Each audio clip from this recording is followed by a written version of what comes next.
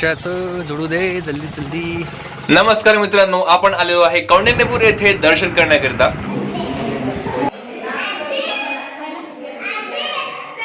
दर्शन करण्याकरता मी आलेलो आहे माझ्या आई सोबत आणि माझा मित्र अक्षय सोबत. माझा भाचा वीर आणि त्याची मम्मी म्हणजे माझी बहीण सोबत सुद्धा मी आलेलो आहे.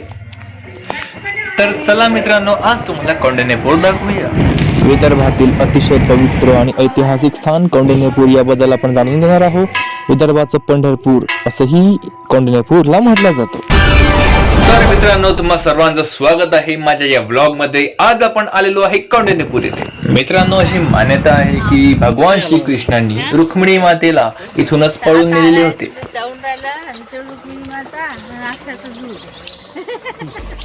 बाय द वे, कौंडिण्यपूरहून परत आल्यावर अक्षय भाऊचं लग्न जुळलेलं आहे आणि लेकरू सुद्धा आहे त्यांना.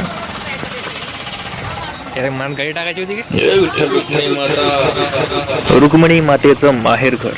रुक्मिणी माता या विदर्भ देशाची राजकन्या होत्या. त्यांचे वडील राजा भीष्मक होते. विदर्भाची राजधानी कुंडिनापूर म्हणजेच कौंडिण्यपूर हेच रुक्मिणी मातेचं माहेरघर मानलं जातं. बरं, कुंडिनापूर हे आजच्या काळात कौंडिण्यपूर अमरावती जिल्ह्यामध्ये विदर्भामध्ये या ठिकाणी आहे. त्याच ठिकाणला कुंडिनपूर आणि कौंडिण्यपूर एकच आहे असं म्हटलं जातं. म्हणूनच विदर्भाची अशी श्रद्धा आहे की रुक्मिणी माता या विदर्भाच्या लेकी आहेत. पुराणांमध्ये यांचा उल्लेख आढळतो. भागवत पुराण इतर ग्रंथांमध्ये रुक्मिणीला विदर्भाची भीष्मकाची कन्या असं म्हटलं जातं. तिचा विवाह श्रीकृष्णाशी झाला, पण तिचं माहेर हे कुंडिनापूर विदर्भ हेच सांगितलं आहे अशी मान्यता आहे. एक कहाणी आहे, आपण ऐकून घेऊया. खूप पूर्वीची गोष्ट आहे. पंढरपूर हे विठ्ठलाचं मुख्य स्थान. देशभरातून लाखो भक्त दर्शनासाठी येत असत. पण काळ जसा जसा बदलत गेला तसा तसा भक्तीपेक्षा गर्दी, गोंधळ, अतिरेक हा वाढू लागला. काही वेळा भक्त न कळत विठ्ठलाचा अपमानही करू लागले.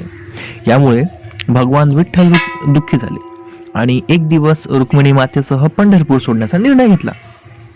ते विदर्भाच्या दिशेने चालत निघाले आणि अखेरीस ते येऊन पोहोचले अमरावती जिल्ह्यातील कौंडिण्यपूर या शांत साध्या अशा गावात. कौंडिण्यपूरमध्ये मात्र वेगळंच दृश्य होतं. इथे लोक साधे, नम्र आणि मनापासून भक्ती करणारे होते. कोणताही दिखावा नाही, फक्त प्रेम, श्रद्धा आणि सेवा. हे पाहून विठ्ठल, रुक्मिणी माता खूप प्रसन्न झाले आणि इथेच काही काळ वास्तव्यास राहिले. पंढरपूरमध्ये मात्र विठ्ठल नाहीत हे कळताच भक्त व्याकुळ झाले.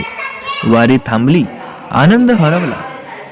संत, वारकरी आणि भक्तांनी आपली चूक ओळखली आणि कौंडिण्यपूरला येऊन विठ्ठलाची क्षमा मागितली. खूप विनवण्या केल्यानंतर विठ्ठल परत पंढरपूरला जायला तयार झाले. पण जाताना त्यांनी एक अट घातली. कौंडिण्यपूर हे माझं पहिलं वास्तव्य स्थान मानलं जाईल आणि कौंडिण्यपूरचं दर्शन घेतल्याशिवाय पंढरपूरची वारी पूर्ण होणार नाही.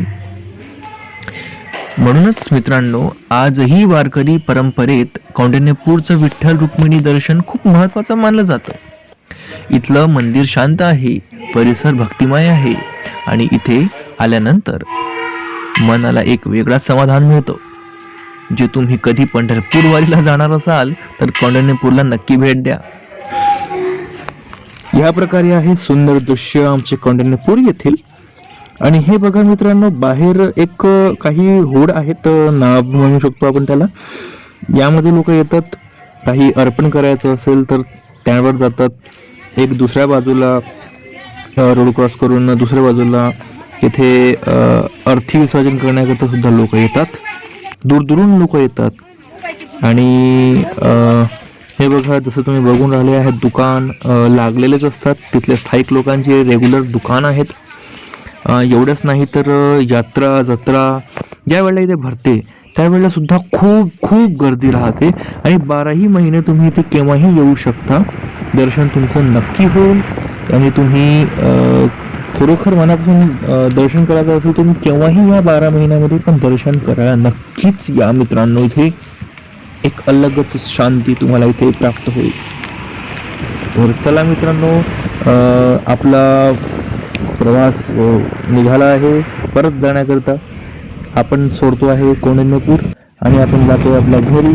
तोपर्यंत भेटूया पुढच्या व्हिडिओमध्ये. जय श्रीराम, जय विठ्ठल रुक्मिणी माता.